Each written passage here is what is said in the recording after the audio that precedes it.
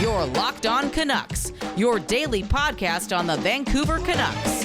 Part of the Locked On Podcast Network, your team every day.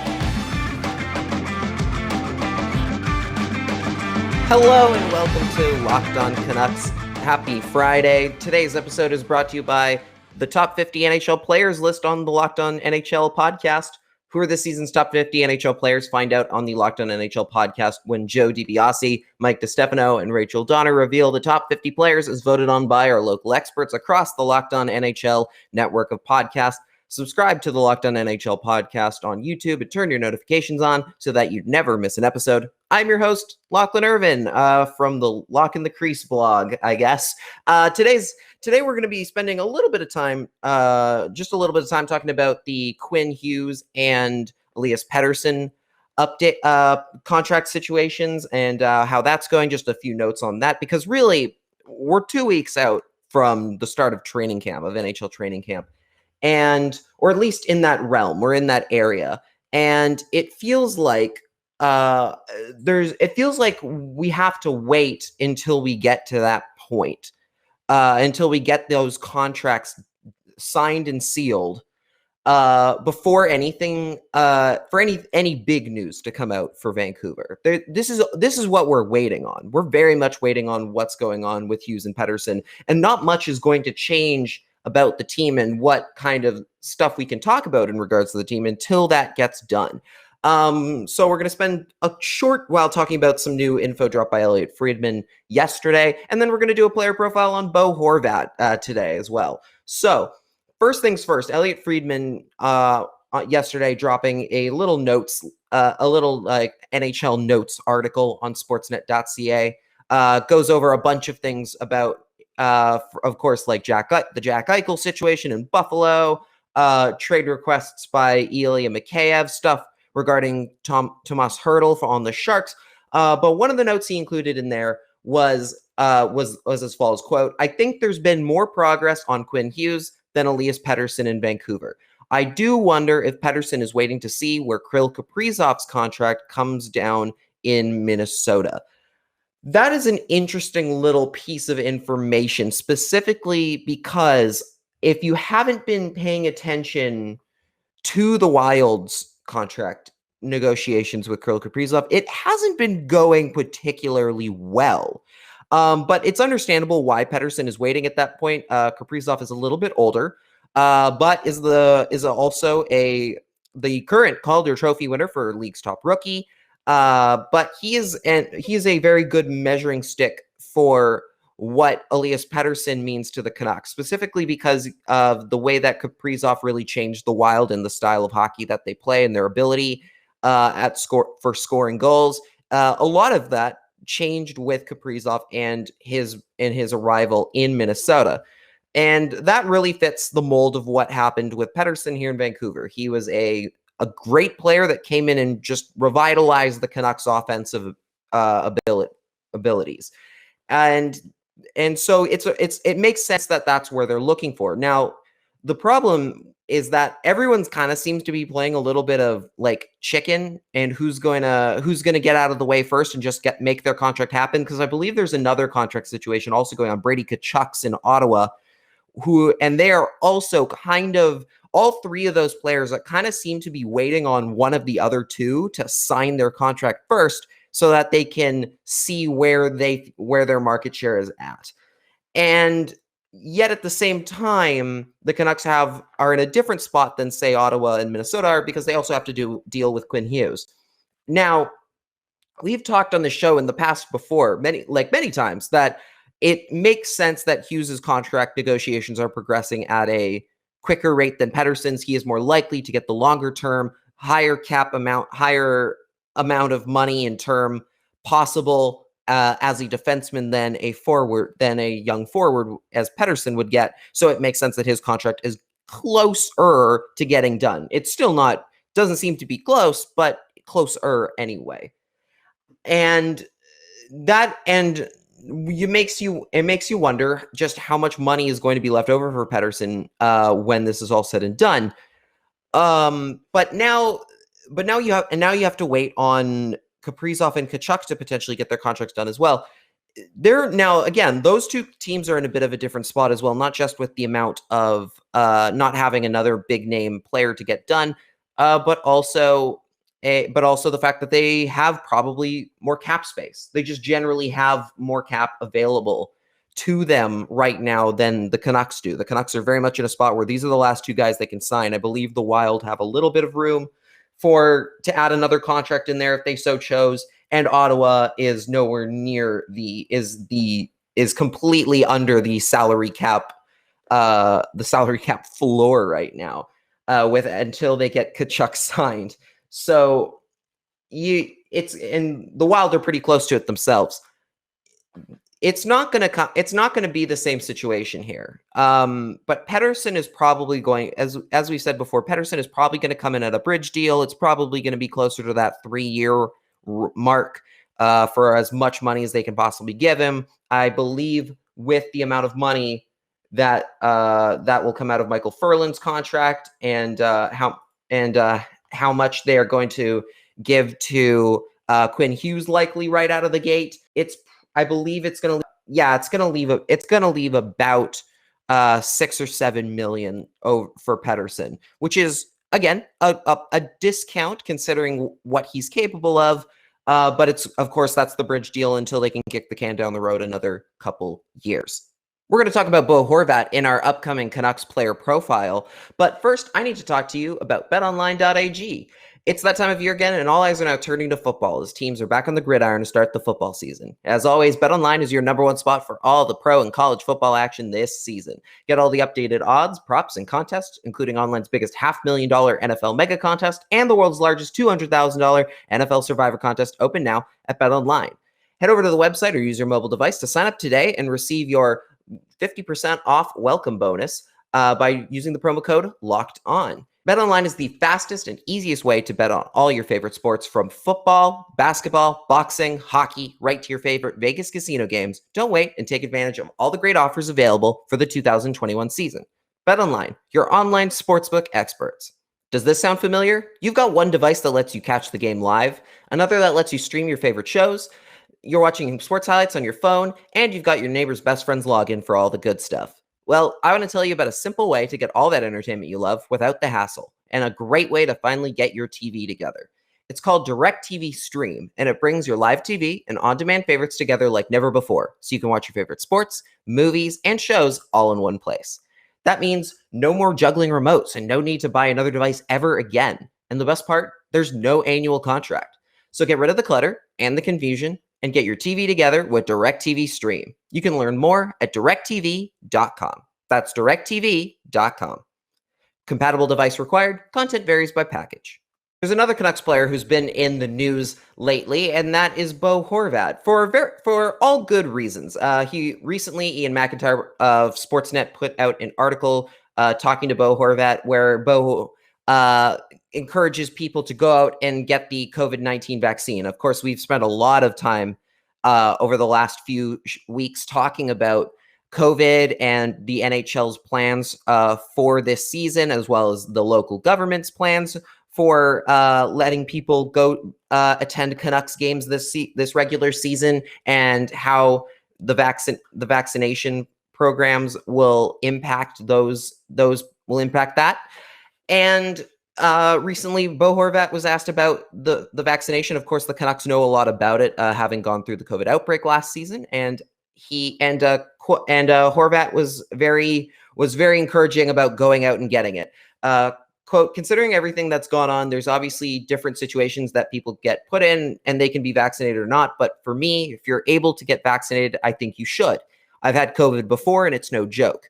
This vaccine works and it's helping people not get sick. I got vaccinated right away as soon as I could. So I encourage everybody to go get it. I think it'll get the world back to normal. Hopefully guys realize that and go get vaccinated for everybody's safety and health and their family's health. And then he mentions about last year with the outbreak. No team in the league, maybe a couple others, know what having COVID is like we do, and our families and our kids do. To protect all of them, I encourage everybody to go do it. Hopefully everybody does. And that's leadership. Like, that's good leadership. Sometimes what makes someone a captain on the ice you wonder, you always worry that maybe that captaincy and those responsibilities don't always translate off of the ice, and it becomes just a more of a ceremonial sports thing.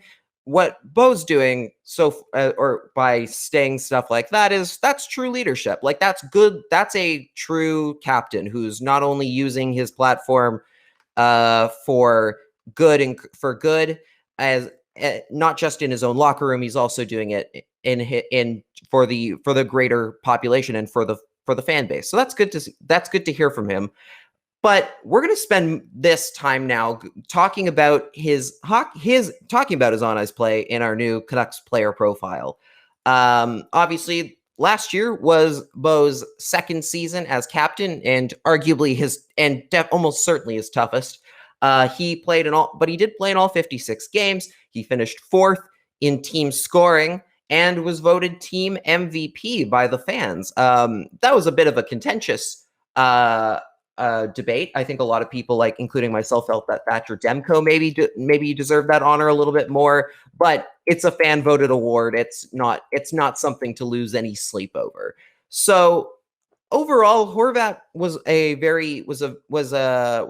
a consistent presence for the Canucks during the course of last season. He was routine. He often was one of the players who was interviewed post game, as a captain often is. But the reason I mention that is simply because of the fact that, of course, Zoom interviews were the only way to talk to players. You only got a certain amount of them each time. So it was all the more important that Horvat was out in front of the media as often as he was. Now he had 39 points last season. He was on pace for about where he normally sits. His best scoring season came in 2018-19 when he had 61 points. Last year, he might have been able to top that in 2019-20 when he had 53 games in 69 games. Of course, the pandemic pause throwing those scoring totals out of whack. But around that 50-60 point area is where Horvat was going last year until had the season not been a 56 game year. And part of that is due to the fact that we're coming to the point with Bo Horvat where we finally have really stabilized what he's able to do. For a long time, Horvat was needed to be the jack of all trades centerman. Not only was he the offensive leader, he was also going to be playing a bunch of time as a shutdown center. He had to be defensively responsible and worry about scoring goals. In a lot of years, and is very early in his career, he was one of the few young guys who could score consistently that they had. But now he's at a point where this year he's going to be able to focus on putting the puck in the net rather than defensive responsibility, specifically in regards to the additions of Jason Dickinson to the lineup, being able to take some of those defensive responsibilities away from him and not have to be matched up against the toughest first line players as often. He'll be able to take advantage of playing against third and fourth lines a little more often, especially in home games. Another thing that's really changed for Bo Horvat over the course of his career is his line mates. He has never really had consistent line mates up until very recently when he was put alongside Tanner Pearson after the trade deadline back in 2019. He has made the most of it with Tanner Pearson over a course of that time. Last year, they added Nils Höglander to the mix, and they became a very consistently good second line. They were a very good point getter for the majority of the regular season last year. They're arguably their most reliable defensive line or offensive line, for most of last season.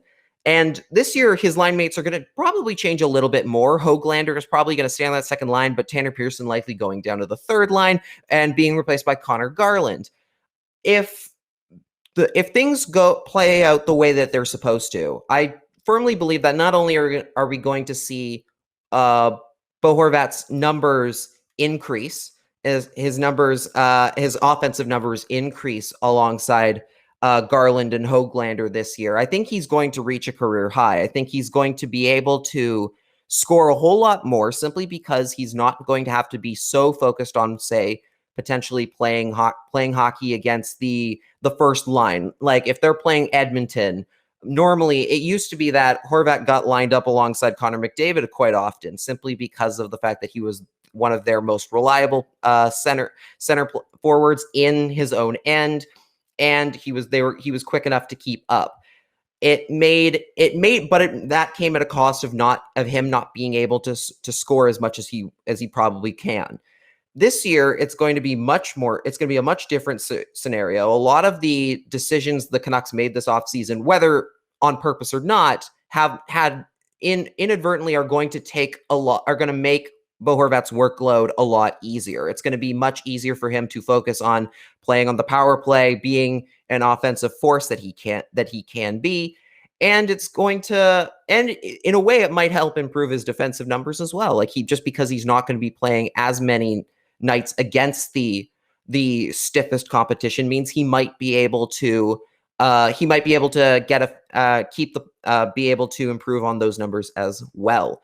I think it's very likely that you're going to see Bo Horvat come out and have a career year. I think he's going to be able to not only he's going to be able to pass his own his own career high, and above all, I think he's going to be a huge. He's going to help set the tone for this Canucks team in the early parts of the season and really get them focused back on making the playoffs this year. A lot of this division is looking very different, and I think he knows that he can lead this team to a playoff spot again, like he did in his very first year as captain back in 2019-20. When we come back, we're going to have a quick thought on another Pacific Division team and a recent signing they made. But first, I'm going to tell you about Rock Auto. With the ever-increasing numbers of makes and models, it's now impossible for your local chain auto parts store to stock all the parts you need. Why endure often pointless or seemingly intimidating questioning and wait while the person behind the counter orders the parts on their computer, choosing the only brand their warehouse happens to carry? You have computers with access to rockauto.com at home and in your pocket. I am currently borrowing a car for school, and I recently noticed that one of the front lights is out. So you better believe I've been looking on rockauto.com to potentially get some parts to get a new light for the front of the car I am borrowing. They have everything you could need, from brake parts to tail lamps to motor oil and even new carpeting. They're a family business serving do-it-yourselfers for over 20 years, and their prices are reliably low for every customer. You can save plenty of time and money when using Rock Auto by going to rockauto.com and seeing all the parts available for your car or truck. Right, locked on in their "How did you hear about us" box, so they know we sent you. Amazing selection, reliably low prices, all the parts your car will ever need. rockauto.com. I'm somebody who likes to snack during the day, and recently I've been trying to make an effort to eat healthier when I do have snacks, and that's why I'm really excited to talk about Built Bar. Built Bar is the protein bar that tastes like a candy bar, and they have so many great flavors for you to try, from things like raspberry, mint brownie, orange, and salted caramel. And if you haven't tried all their flavors, you can get a mix box where you'll get 2 of each of their 9 flavors. Not only are Built Bar flavors the best tasting, but they're healthy too, ranging from only 4 to 5 grams of net carbs and calories ranging from 130 to 180 per bar. Built Bar is the official protein bar of the U.S. track and field team, and you can order today and get their grasshopper cookie flavor or whatever else you like by going to built.com and using the promo code LOCKED15 to get 15% off of your next order. That's built.com, where for 15% off of your next order with LOCKED15. One last thing to talk about before we get out of here for today is the Calgary Flames. Now, normally this is not a Flames show. This is not, there's another show on this network that you can go check out for Flames stuff, but we're going to spend a second on them simply because of 2 recent signings they made. The first one being a couple days ago, announcing that they had added former Canuck Brad Richardson with an $800,000 1-year deal. And that, of course, plays into the whole Calgary Canucks thing. Of course, they've signed a lot of Canucks over the last season and for the last season and a half. But then another one came out today. Another signing was announced today. Erik Gudbranson is a Calgary Flame as of today on a 1-year deal worth $1.95 million for one season. Adding to their list of former Canucks playing in Calgary. Now, here in Vancouver, we're very familiar with Erik Gudbranson's work. It's an interesting history with Erik Gudbranson, to say the least. And I will say Calgary is making some odd choices. I don't understand why they would want Erik Gudbranson. He is not a very good defenseman. But as far as the Canucks are concerned, this is the case of why we talked about the Canucks making the playoffs, even after they finished dead last in the North Division last year. They're going into a arguably much weaker division in the Pacific, and a lot of teams this offseason have arguably made themselves weaker over the course of the last this offseason. The Oilers have spent a lot of money to get just a little bit better in some areas and a bit worse in others. Calgary has really taken a step back. A lot of teams are rebuilding. There's a wide open amount of space between, say, Vegas and everybody else. The Canucks are in a spot where they're arguably, on paper, the second best team in the Pacific, and that's not saying much, but that does tell you that the Canucks are in a really good spot where they could potentially make the playoffs. And if teams keep making decisions like Calgary has been making of late, they might be able to walk right over a few teams right into home ice advantage in the first round of the playoffs. But we shall see as we get closer to training camp in the regular season. This has been the Friday episode of Locked On Canucks. Sorry this went up a little bit later in the day. We had a few things to take care of for over the course of today. Hopefully you don't mind, and this becomes your drive home show rather than your morning drive-in show like it normally is. Of course, we do this every Monday, Wednesday, and Friday leading up to late September when we get into the Monday straight to Friday schedule, 5 shows a week. I am your host, Lachlan Irvin.